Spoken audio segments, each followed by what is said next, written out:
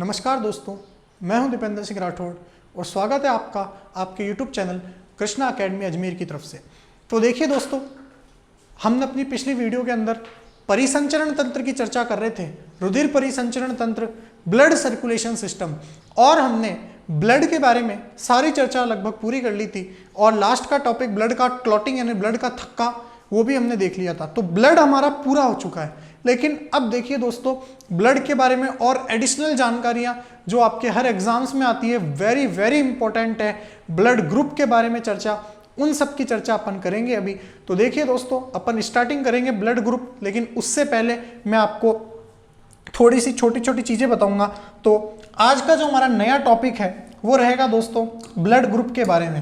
तो टॉपिक जो है हमारा वो है ब्लड ग्रुप यानी रुधिर वर्ग। और ये देखिए, आप ऐसे समझ लिए, कोई सा भी एग्जाम आप उठा लीजिएगा, कोई भी लेवल का कोई भी एग्जाम आप उठा लेना, ब्लड ग्रुप से आपको एक ना एक क्वेश्चन 100% मिलेगा। ठीक है दोस्तों, तो ब्लड ग्रुप, रुधिर वर्ग, रुधिर समूह से एक क्वेश्चन आपको 100% आपको जरूर मिलेगा। चलिए, तो ब्लड ग्रुप स्टार्ट करने से पहले मैं आपको दो चीजों के बारे में बताता हूं। देखिए, दो चीजें आती है। सबसे पहले आपसे एक क्वेश्चन तो नॉर्मली पूछ ले कि बताओ ये ब्लड ग्रुप की खोज करने वाला कौन था, ब्लड ग्रुप की खोज किसने करी थी। तो ब्लड ग्रुप की खोज करने वाला वैज्ञानिक था कार्ल लैंडस्टीनर। तो कार्ल लैंडस्टीनर ने किसकी खोज की थी दोस्तों? हमारे ब्लड ग्रुप की खोज की थी। किसने? आपके पास कार्ल लैंडस्टीनर ने। और सन कौन सी थी? 1901 के अंदर ब्लड ग्रुप की खोज करने वाला वैज्ञानिक था कार्ल लैंडस्टीनर। अच्छा, अब देखिएगा दोस्तों, अब अपन दो चीजों की चर्चा करते हैं जो आपके पास बहुत ज्यादा महत्वपूर्ण है और एग्जाम में पूछी जाती है। सबसे पहली चीज, इस ब्लड ग्रुप को समझने के लिए हमें दो चीजों की चर्चा करनी पड़ेगी, एक तो एंटीजन और एक एंटीबॉडी। अगर आपको ब्लड ग्रुप समझना है तो आपको दो चीजों की चर्चा करनी पड़ेगी, एंटीजन और एंटीबॉडी। अब ये आखिर एंटीजन और एंटीबॉडी क्या होता है उसके बारे में देखते हैं। तो दोस्तों, एंटीजन क्या होता है? देखिए, हमारे शरीर के अंदर कोई भी खराब चीज, आप कोई भी खराब चीज ले लो, कोई भी रोगाणु हो गया, कोई बैक्टीरिया हो गया, कोई वायरस आ गया जो हमारे शरीर को नुकसान पहुंचा सकता है, वो सारी चीज क्या कहलाएगी? आपके पास आपके एंटीजन कहलाएगी। तो प्रत्येक बाहरी चीज, कोई भी आउटरनल सोर्स, आपका कोई भी बाहर का कोई स्रोत जो हमारे शरीर के लिए घातक है, वो क्या कहलाएगा? आपके पास एंटीजन कहलाएगा। कौन कौन सा? जैसे कोई भी रोग, और रोग बैक्टीरिया के कारण फैलते हैं, जीवाणु के कारण, वायरस के कारण फैलते हैं, प्रोटोजोआ के कारण फैलते हैं, कृमियों के कारण फैलते हैं, हेलमिंथीस के कारण। तो इस प्रकार जो भी बाहरी चीज जो हमारे शरीर के लिए हानिकारक है वो किसके अंदर आएगी? आपके पास एंटीजन के अंदर आएगी। तो अगर मैं बात करूं एंटीजन की, तो क्या बोलोगे दोस्तों? तो क्या बोलोगे आप कि बाहरी चीज, बाहरी स्रोत जो हमारे शरीर के लिए क्या है दोस्तों? हानिकारक है। जो हमारे शरीर के लिए हानिकारक है वो क्या कहलाते हैं? वो हमारे पास एंटीजन कहलाते हैं। एग्जाम्पल कैसे? जैसे हमारे पास जो बैक्टीरिया है, बैक्टीरिया एक क्या है? एंटीजन की तरह काम करेगा, क्योंकि हमारे शरीर को वो नुकसान पहुंचाएगा। कोई भी आपके पास रोगाणु है यानी जो रोग लाने वाला अणु है, कोई भी वायरस है, वो भी हमारे एंटीजन की तरह काम करेगा। कोई भी प्रोटोजोआ है वो आपके पास क्या होगा? वो भी एक एंटीजन होगा। तो इस प्रकार से आपके पास जो भी चीज हमारे को नुकसान पहुंचाने की कोशिश करती है, बाहरी चीज, वो क्या कहलाएगी? आपके पास एक एंटीजन कहलाएगी। अच्छा, ये एंटीजन हमारे शरीर में कहां पाया जाता है? तो दोस्तों, हमारे शरीर में एंटीजन कहां पाया जाता है? तो हमारे शरीर में यह एंटीजन जो है वो कहां पाया जाता है? Very important question. हमारे शरीर में एंटीजन आरबीसी की प्लाज्मा झिल्ली पे पाया जाता है। आरबीसी की प्लाज्मा झिल्ली पे पाया जाता है। आरबीसी की प्लाज्मा झिल्ली पर पाया जाता है। तो ये हमें ध्यान रखना है कि एंटीजन हमारे पास कहाँ पाया जाता है?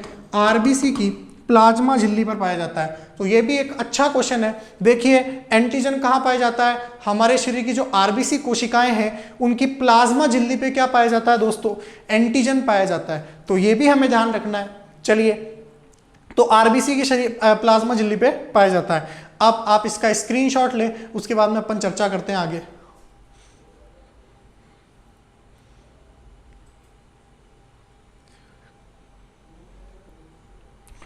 चलिए दोस्तों, तो क्या बोला मैंने, एंटीजन क्या होता है, वह प्रत्येक चीज जो हमारे शरीर को नुकसान पहुंचा सकती है वो क्या कहलाती है, एंटीजन। जैसे बैक्टीरिया हो गया, रोगाणु, वायरस, प्रोटोजोआ। और हमारे शरीर में एंटीजन जो है कहाँ पाया जाता है, आरबीसी की प्लाज्मा झिल्ली पर पाया जाता है। चलिए दोस्तों, नेक्स्ट चीज की अपन चर्चा करते हैं कि ये आपके पास जो एंटीजन है वो एंटीजन बना हुआ किससे होता है। तो एंटीजन किससे बना हुआ होता है, तो देखिए दोस्तों, एंटीजन आपके पास ग्लाइकोप्रोटीन किसके बने होते हैं दोस्तों, एक प्रोटीन होता है ग्लाइकोप्रोटीन। तो एंटीजन हमारे पास ग्लाइकोप्रोटीन के बने होते हैं। किसके बने होते हैं दोस्तों, ग्लाइकोप्रोटीन के बने होते हैं। तो एंटीजन हमारे पास किसके बने होते हैं दोस्तों, ग्लाइकोप्रोटीन के बने होते हैं। और ये एंटीजन कितने प्रकार के होते हैं, 2 प्रकार के होते हैं। तो यह एंटीजन कितने प्रकार का होता है, 2 प्रकार का होता है। 2 प्रकार से एंटीजन को बांटते हैं अपन। कौन कौन से दोस्तों, एक तो होता है सबसे पहला antigen A, antigen A, capital A. और दूसरा होता है एंटीजन बी, कैपिटल बी। तो ये 2 प्रकार का एंटीजन होता है, एंटीजन ए और एंटीजन बी। तो एंटीजन हमारा किससे बना होता है दोस्तों, ग्लाइकोप्रोटीन से बना हुआ होता है। बहुत ही इंपॉर्टेंट है, आपके एग्जाम से पूछे आने की प्रबल संभावना है। और एंटीजन कितने प्रकार का होता है, 2 प्रकार का होता है। एक तो एंटीजन ए और एक क्या होता है आपके पास, एंटीजन बी। तो ये हमें ध्यान रखना है, आपसे पूछे जाने की प्रबल संभावना है। चलिए, तो एंटीजन ये हमारा खत्म हुआ। एंटीजन क्या होता है, वह प्रत्येक बाहरी चीज जो हमारे शरीर के लिए हानिकारक है वो एंटीजन है। एंटीजन के आपके पास कहाँ पाया जाता है, मनुष्य में आरबीसी की प्लाज्मा झिल्ली पे पाया जाता है। एंटीजन किसके बने होते हैं, ग्लाइकोप्रोटीन के बने होते हैं। और कितने प्रकार के होते हैं, 2 प्रकार के, एंटीजन ए और एंटीजन बी। चलिए आप इसका स्क्रीनशॉट लें।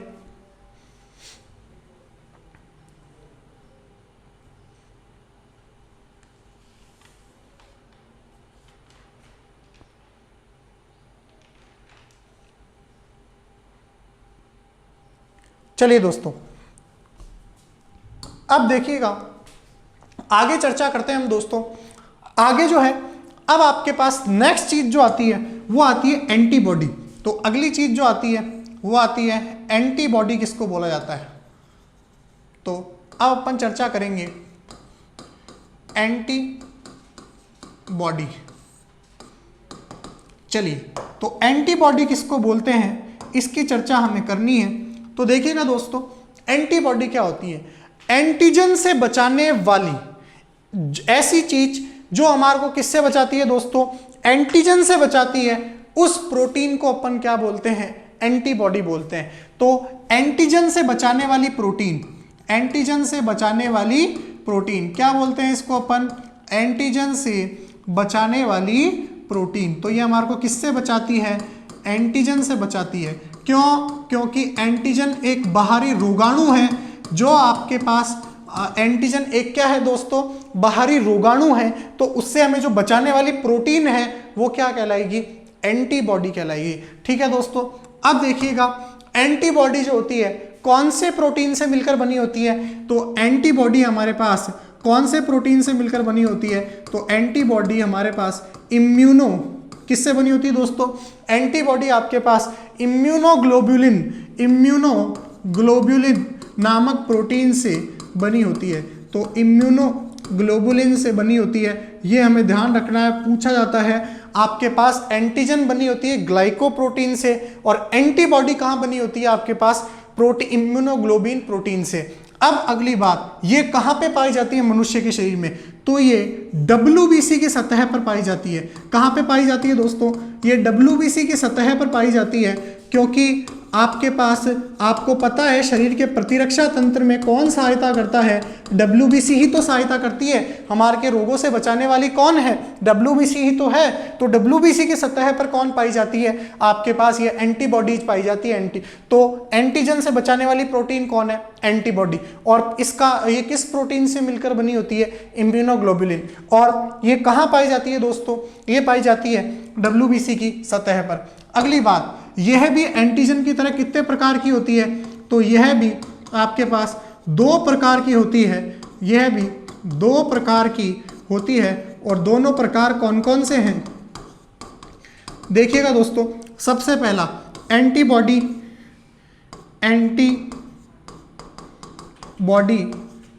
ए, छोटा ए, एंटीबॉडी ए, छोटा ए याद रखना हमारे को।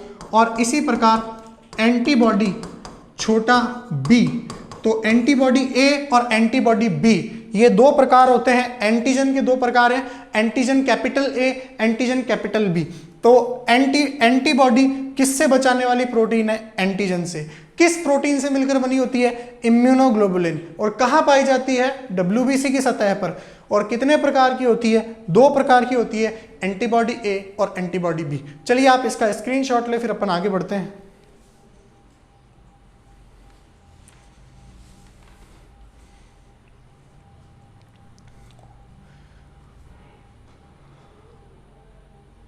चलिए दोस्तों, तो आपने इसका स्क्रीनशॉट ले लिया होगा। अब देखिए दोस्तों, हमने ब्लड ग्रुप स्टार्ट किया टॉपिक, और मैंने आपको बताया कि अगर आपको ब्लड ग्रुप पढ़ना है तो आपको 2 चीज़ों के बारे में पता होना चाहिए, एंटीजन और फिर कौन? एंटीबॉडी। अब देखिए, जो हमारा रुधिर वर्ग होता है, ब्लड ग्रुप, उसके लिए एक सिस्टम है आपके पास। ब्लड ग्रुप के लिए एक सिस्टम है जिसको अपन बोलते हैं ABO सिस्टम। तो ब्लड ग्रुप के लिए कौन सा सिस्टम है आपके पास? ABO सिस्टम है। और ये जो ABO सिस्टम है ब्लड ग्रुप का, मतलब A होगा, B होगा, O होगा या AB होगा, ये ABO सिस्टम आपके पास कार्ल लैंडस्टीनर ने ही दिया था। और ये जो ब्लड ग्रुप है, ये जो ABO सिस्टम है, ये किससे निर्धारित होता है? हमारे शरीर का जो रुधिर वर्ग है, आप बोलते हैं ना हमारा A है, हमारा A पॉजिटिव है, B पॉजिटिव है, ये AB पॉजिटिव, ये किससे निर्धारित होता है? ये आपके पास निर्धारित होता है एंटीजन से। तो दोस्तों, किससे निर्धारित होता है? हमारा ब्लड ग्रुप डिसाइड करने वाली चीज कौन है? एंटीजन है। ये आप ध्यान रखना, बहुत एग्जाम में पूछी जाती है। तो ब्लड ग्रुप आपका किससे डिसाइड होगा? एंटीजन से डिसाइड होगा।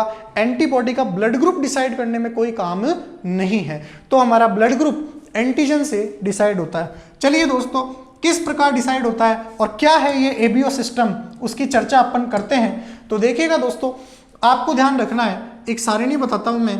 ये आपके पास ब्लड ग्रुप है और ये आपके पास एंटीजन है और ये एंटीबॉडी।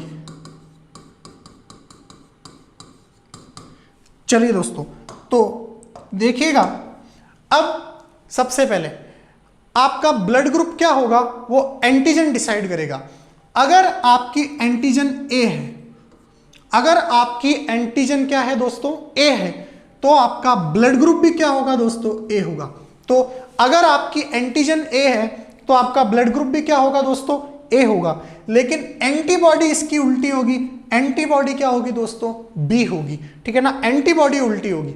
चलिए दोस्तों, उसके बाद में अगर आपके एंटीजन रुधिर में B है तो आपका ब्लड ग्रुप भी क्या होगा दोस्तों? B होगा। अगर एंटीजन B है तो ब्लड ग्रुप भी क्या होगा? आपका B होगा। और एंटीबॉडी उसकी क्या होगी? उल्टी, यानी A होगी। ठीक है ना, क्योंकि एंटीबॉडी क्या करती है? उल्टा ही तो काम करेगी, इसको रोकने का ही तो काम करेगी एंटीजन का। मैंने आपको यही तो बताया है कि एंटीजन को रोकने का काम करती है एंटीबॉडी, इसलिए मैंने उल्टी लिखी है। चलिए, अब अगर मान लो एंटीजन A या B दोनों हैं, क्या है दोस्तों? A या B दोनों हैं। अगर मान लो आपके पास जो एंटीजन है वो क्या है? A या फिर B दोनों हैं। तो अगर ऐसा है तो आपके पास आपका जो ब्लड ग्रुप है वो क्या होगा दोस्तों? ब्लड ग्रुप क्या होगा? AB ब्लड ग्रुप होगा। और क्या उसमें एंटीजन एंटीबॉडी कौन सी होगी? एंटीबॉडी कोई भी नहीं होगी, क्योंकि इसके अंदर एंटीजन ए और बी दोनों है, तो इसका उल्टा तो कुछ होगा नहीं, तो इसके अंदर एंटीबॉडी पाई ही नहीं जाएगी, अनुपस्थित होगी। ध्यान रखना क्यों होगा ऐसा, क्योंकि इधर एंटीजन दोनों है, तो ना तो ए का उल्टा कुछ है ना बी का उल्टा कुछ है, इसलिए अनुपस्थित है। अब मान लो एंटीजन है ही नहीं, यानी एंटीजन उपस्थित ही नहीं है, प्रतिजन उपस्थित ही नहीं है, तो अगर एंटीजन उपस्थित नहीं है तो ब्लड ग्रुप क्या होगा आपके पास? Zero blood group. जी बिल्कुल, इसको जीरो बोलते हैं, आप जिसको ओ बोलते हो, जिसको जीरो बोलते थे, नील शून्य, जिसके अंदर एंटीजन नहीं है उसको शून्य बोलते थे। लेकिन फिर लैंडस्टीनर ने सोचा कि कितना बुरा लगेगा, कोई बोलेगा जीरो पॉजिटिव या जीरो, आगे जब आरएच कारक की बात करेंगे तब पॉजिटिव वाला भी आएगा, तो कैसा लगेगा, मेरा ब्लड ग्रुप जीरो है, तो इसलिए उसने इसका नाम ओ रख दिया और इस सिस्टम को बोला एबीओ सिस्टम। तो अगर एंटीजन कुछ भी नहीं है तो इसका ब्लड ग्रुप कौन सा होगा? ओ या फिर जीरो। और फिर इधर एंटीबॉडी कौन सी पाई जाएगी? ए या बी, कोई सी भी हो सकती है दोस्तों। क्यों? क्योंकि कुछ नहीं का उल्टा तो कुछ ही नहीं, तो ए या बी कुछ भी हो सकती है आपके पास। इस तरीके से ये आपके पास हमें ध्यान रखनी है एंटीबॉडीज और एंटीजन के बारे में। एक बार वापस रिपीट कर देता हूं, आपके पास ये कौन डिसाइड करता है कि ब्लड ग्रुप क्या है? एंटीजन डिसाइड करता है। अगर ए एंटीजन है तो ब्लड ग्रुप ए होगा, अगर बी एंटीजन है तो ब्लड ग्रुप बी होगा, ए या बी एंटीजन है तो ब्लड ग्रुप ए बी होगा, और अगर एंटीजन उपस्थित नहीं है तो ब्लड ग्रुप जीरो होगा, और एंटीबॉडी इसकी क्या होगी दोस्तों? उल्टी होगी। चलिए अब देखिएगा दोस्तों, आपसे कुछ छोटे छोटे क्वेश्चन पूछे आते हैं जिनके बारे में हमें ध्यान होना चाहिए, और वो छोटे छोटे क्वेश्चन कौन से हैं देखिएगा। आपसे पूछ ले कि बताओ सर्वदाता, सर्वदाता कौन है, यानी ऐसा कौन सा ब्लड ग्रुप है जो सबको दे सकता है। तो आप आज से ये 2 पॉइंट याद रखना, एक तो सर्वदाता और सर्वग्राही, यूनिवर्सल डोनर और यूनिवर्सल एक्सेप्टर, यानी ऐसा कौन सा ब्लड ग्रुप है जो सबको दे सकता है, वो है ओ। क्यों? अब सुनिएगा इसकी कहानी पूरी, थोड़ा सा 5 मिनट की कहानी है, तो आप इसको सुनोगे तो आपको समझ में आ जाएगी। देखिए दोस्तों, क्यों आखिर ऐसा होता है कि हम सेम ब्लड ग्रुप ही ट्रांसफर करते हैं। यानी आपने सुना होगा, आप देखेंगे कि ना, अगर किसी को ब्लड चाहिए होता तो क्या बोलता है, ए पॉजिटिव वाले को इसका ही चढ़ेगा या बी पॉजिटिव वाले को बी पॉजिटिव का ही चढ़ेगा। ऐसा क्यों होता है? सेम सेम ब्लड ग्रुप वालों का ही क्यों चढ़ता है, मतलब मैच क्यों होना चाहिए, ब्लड मैच क्यों होना चाहिए, ब्लड ग्रुप मैच क्यों होना चाहिए, ऐसा क्यों होता है? तो देखिए दोस्तों, अगर ऐसा नहीं करेंगे तो क्या होगा। मान लो आपने क्या करा कि आपने आज ये जो ए एंटीजन वाला है, यानी ए एंटीजन वाला है, ए ब्लड ग्रुप वाला, उसको बी का ग्रुप बी ब्लड चढ़ा दिया, यानी ए ब्लड ग्रुप वाले को किसका ब्लड चढ़ा दिया? बी वाले का, जो हो नहीं सकता, ऐसा नहीं करना चाहिए। मान लो आपने कर दिया, तो अब ए वाले के एंटीजन अंदर कौन है आपके पास? एंटीजन है ए। तो अब मान लो ए वाले के पास जब बी वाले का ब्लड आएगा, बी वाले का किसको चढ़ा रहे हैं अपन? ए वाले को। तो मान लो बी वाले का ब्लड इसके पास आ रहा है, अब बाहर से कोई चीज आ रही है, तो इसके अंदर एंटीजन दूसरा है कि नहीं है, तो ये ए ब्लड ग्रुप वाले का शरीर क्या सोचेगा? बाहर से खतरा आ रहा है, और खतरे का सामना करने के लिए, एंटीजन का सामना करने के लिए वो किसको भेजेगा आपके पास? इस एंटीबॉडी को भेजेगा। किसको भेजेगा दोस्तों? इस एंटीबॉडी को भेजेगा, बी वाली को। भाई इसके पास ये ब्लड आ रहा है तो वो तो खतरा ही समझेगा ना, क्योंकि सेम वाला नहीं है, ये तो दोस्त थोड़ा ना इसका, ये तो शत्रु है आपके पास, क्योंकि इसकी एंटीजन अलग है। तो वो सोचेगा कि कोई खतरा आ रहा है, तो वो अपनी एंटीबॉडी को लड़ने भेजेगा, बोले जा। अब ये इससे आपके पास जाके लड़ने लग जाती है, और अगर ये इससे लड़ने लग जाएगी तो आपके पास लड़ाई के चक्कर में इनका जो ब्लड है वो लड़ाई के चक्कर में चिपक जाता है, और वो ब्लड चिपकने से आपके पास ब्लड का फ्लो रुक जाता है, और व्यक्ति की क्या हो जाती है दोस्तों? मृत्यु हो जाती है। इसीलिए आपके पास ब्लड ग्रुप ट्रांसफर करते समय आपको ब्लड ग्रुप मैच करना है, या फिर ऐसा ब्लड ग्रुप जो यूनिवर्सल डोनर हो वो देना चाहिए। तो अब देखिए, सर्वदाता ब्लड ग्रुप कौन सा होता है? ओ होता है। क्यों होता है ओ? देखिए, मान लो ए वाले को ब्लड की जरूरत पड़ी तो ओ ने दे दिया। अब देखिए ए क्या करेगा? इसका ओ का निरीक्षण करेगा, तो देखेगा तो इसके पास तो एंटीजन है ही नहीं। एंटीजन मतलब खतरा, यानी खतरा तो है ही नहीं, तो ये सोचेगा जब खतरा ही नहीं है तो मैं क्यों लड़ने भेजूं अपनी एंटीबॉडी को। भाई मान लो आपसे कोई लड़ने आ रहा है, और आपसे लड़ने वाले के हाथ में सरिया है, लकड़ी है, डंडा है, तब तो आप किसी अपने जो आसपास लकड़ी डंडा है उसको उठाओगे या लड़ने भेजोगे किसी को। वो लाइक खाली हाथ आ रहा है बिल्कुल, तो आप क्या उस पर वार करोगे? क्या नहीं करोगे ना, बिल्कुल खाली हाथ आ रहा। तो ये बिल्कुल खाली हाथ आ रहा है, इसके पास कोई एंटीजन नहीं है, तो ये आपके पास क्या करेगा, एंटीबॉडी को लड़ने नहीं भेजेगा, ये इससे एक्सेप्ट कर लेगा। इसी प्रकार बी होगा, इसी प्रकार ए बी होगा। तो ओ जो है वो सर्वदाता है। इसी प्रकार सर्वग्राही ब्लड ग्रुप जो है वो आपके पास ए बी ब्लड ग्रुप होता है। कौन होता है दोस्तों, ए बी ब्लड ग्रुप सर्वग्राही होता है। और सर्वग्राही का मतलब कैसे होता है आपके पास सर्वग्राही, देखिए ए बी ब्लड ग्रुप को मैं बोलता हूं सर्वग्राही ब्लड ग्रुप। क्यों, क्योंकि ए बी के अंदर एंटीबॉडी है ही नहीं। अब मान लो ए आएगा तो ए वाला आएगा, ए ब्लड ग्रुप ए बी वाले को चढ़ाया गया, तो ए बी वाला क्या करेगा, इसका निरीक्षण करेगा कि भाई हाँ मैं भेज कौन बाहरी चीज आ रही है क्या, तो बाहरी चीज आने के लिए भेजेगा किसको, एंटीबॉडी तो है ही नहीं आपके पास, किसको भेजेगा, एंटीबॉडी तो है ही नहीं। इसी प्रकार बी वाले के बी वाला इसको देगा, इसके पास भी एंटीबॉडी, तो इसके पास एंटीबॉडी ना होने से ये इसके पास हथियार ही नहीं है पीछे लड़ने के भेजने के लिए, इसके पास सैनिक ही नहीं है, तो सैनिक ही नहीं होगा, लड़ाई नहीं होगी, कॉम्प्रोमाइज कर रहेगा। तो इसने बोला जो आएगा वही सही है अपने, तो ये सबसे ले लेगा आपके पास। तो ये याद करने का तरीका है, ये मैंने आपको कहानी बताई, आपको डायरेक्ट याद रखना है कि कौन सर्वदाता होता है और कौन सर्वग्राही होता है। चलिए दोस्तों आप इसका स्क्रीनशॉट लें, फिर अपन आगे बढ़ते हैं।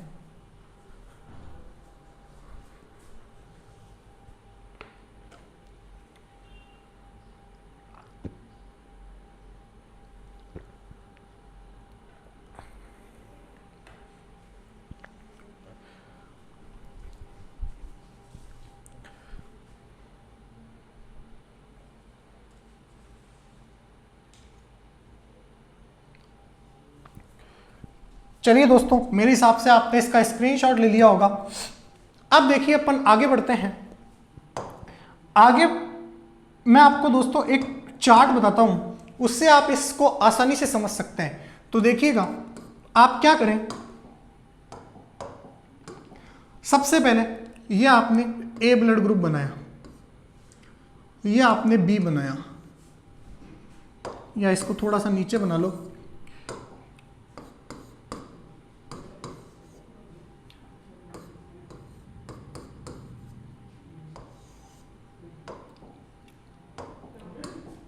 चलिए दोस्तों अब देखिएगा ए किसको दे सकता है, ए आपके पास ए को दे सकता है, तो ये मैंने यहां पे ए बनाया, ये ए को दे सकता है। अच्छा ए से ले भी सकता है क्योंकि दोनों का मैच कर रहा है, तो ए को दे भी सकता है, ले भी सकता है। इसी प्रकार बी को दे सकता है और बी से ले भी सकता है। ठीक है दोस्तों, अब देखिएगा ए जो है वो ए बी को दे सकता है क्या, ए बी सबसे ले सकता है क्योंकि इसके पास एंटीबॉडी नहीं है, तो बिल्कुल ये ए बी को भी दे सकता है। लेकिन क्या ए बी ए को दे सकता है क्या, नहीं दे सकता। क्यों, क्योंकि ए के पास एंटीबॉडी है, वो इसको लड़ने के लिए भेज देगी, इसीलिए ए बी को दे सकता है, ए बी ए को नहीं दे सकता, इसलिए मैं ये एरो नहीं बना रहा। इसी प्रकार बी जो है वो भी क्या है, ए बी को दे देगा, लेकिन ए बी से ले नहीं पाएगा क्योंकि बी के पास भी क्या है दोस्तों, एंटीबॉडी है। बी ए बी सबसे ले सकता है क्योंकि ये क्या है, सर्वग्राही है। अच्छा ए बी जो है खुद ए बी को भी दे सकता है क्या दोस्तों, तो बिल्कुल दे सकता है, ए बी खुद ए बी को दे सकता है और ए बी से ले भी सकता है। अच्छा ए बी ओ जो है ओ ए बी को दे सकता है कि नहीं दे सकता, बिल्कुल दे सकता है दोस्तों। ये हमें ध्यान रखना है कि ओ जो है वो क्या कर सकता है, ए बी को, ओ जो है वो ए बी को दे सकता है। तो इस प्रकार ए बी सर्वग्राही हो गया, सबसे ले सकता है। देख लो अब देखिए क्या ओ ए को दे सकता है क्या, दे सकता है क्योंकि सर्वदाता है, इसके पास एंटीजन नहीं है। लेकिन क्या ए ओ को दे सकता है क्या, नहीं दे सकता। ये ओ बी को दे सकता है। इस प्रकार आपके पास ये चार्ट कंप्लीट होता है। जिधर इसका एरो है इसका मतलब वो उसको ब्लड दे सकता है, अगर वापस एरो नहीं है तो यानी उससे ले नहीं सकता। तो ये आपका एरो है, पूरा डायग्राम है जो आपको ध्यान रखना है, इससे आप ब्लड ग्रुप के बारे में अच्छे से पता कर सकते हो। चलिए दोस्तों आप इसका स्क्रीनशॉट ले सकते हैं।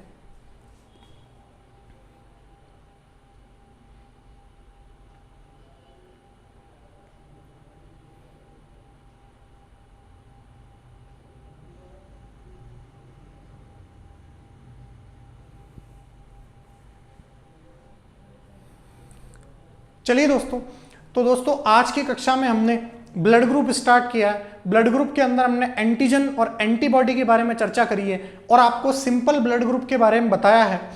अब देखिए ये हमने ब्लड ट्रांसफॉर्मेशन कर लिया, जिसको ए की जरूरत थी उसको ए को दे दिया, बी की जरूरत थी बी को दे दिया। लेकिन दोस्तों देखिए क्या हुआ कि ये काम चलता रहा।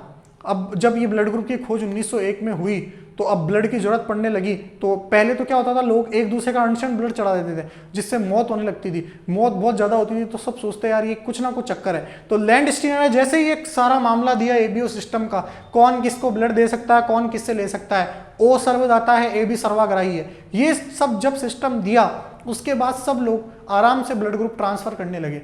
लेकिन फिर भी देखिए क्या हुआ कि अगर आप 100 जनों को ब्लड चढ़ा रहे हो एक दूसरे का, तो उसमें से 70 तो ठीक है लेकिन 30 की मौत हो रही है, या 60 तो ठीक है 40 की मौत हो रही है। तो अधिकतर तो ठीक हो रहे थे, अधिकतर का तो काम चल रहा, लेकिन कुछ कुछ की मौत हो रही थी। और उसका कारण वही कि ब्लड चिपक रहा था। अब ये जब बात पता चली, ये बात आउट हुई, जब डॉक्टर्स ने सबने बाहर करी, तो फिर से वैज्ञानिकों के दिमाग में एक खटकी बात कि आखिर ऐसा क्यों हो रहा है। हम तो भाई सेम, जैसे मान लो ए ब्लड ग्रुप वाला है, उसको ए का ही ब्लड चढ़ा रहे हैं, लेकिन फिर भी मौत हो रही है उसकी, और वही ब्लड चिपकने से। अब साला ये क्या चक्कर है? तो फिर कैसे पता करें ये क्या हो रहा है आखिर? तो इसके लिए फिर आगे लैंडस्टीनर ने ही और एक और वैज्ञानिक था वीनर ने एक नई चीज की खोज की, एक नए एंटीजन की खोज की, जिसका नाम था RH कारक। ये भी एक प्रकार का एंटीजन था, और फिर उसके आधार पे ब्लड ट्रांसफॉर्मेशन का सिद्धांत दिया, जो सबसे अच्छा सिद्धांत है जिसको आज अपन यूज लेते हैं। तो RH कारक के बारे में और RH कारक के आधार पे कैसे ब्लड ट्रांसफॉर्मेशन होता है, उसके बारे में अपन चर्चा दोस्तों अगली कक्षा में करेंगे। आज के लिए इतना ही। अगर आपको ये वीडियो पसंद आई हो तो इसे लाइक कीजिएगा, हमारी वीडियो को शेयर कीजिएगा और कमेंट कीजिएगा। देखिए दोस्तों, आप ज़्यादा से ज़्यादा इस चैनल को सपोर्ट करें, क्योंकि हम आपके लिए नए नए कंटेंट लाने वाले हैं। आगे जितने भी आपके लिए एग्जाम्स होंगे उसमें ऑनलाइन एजुकेशन के मामले में आपके लिए कृष्णा अकेडमी बहुत ज़्यादा आगे बढ़ेगी। तो आपके लिए जितना अच्छा कंटेंट पॉसिबल होगा हम लाने की कोशिश करेंगे। बस आप इसी तरह हमारा सहयोग करें। तो दोस्तों आज के लिए इतना ही, धन्यवाद।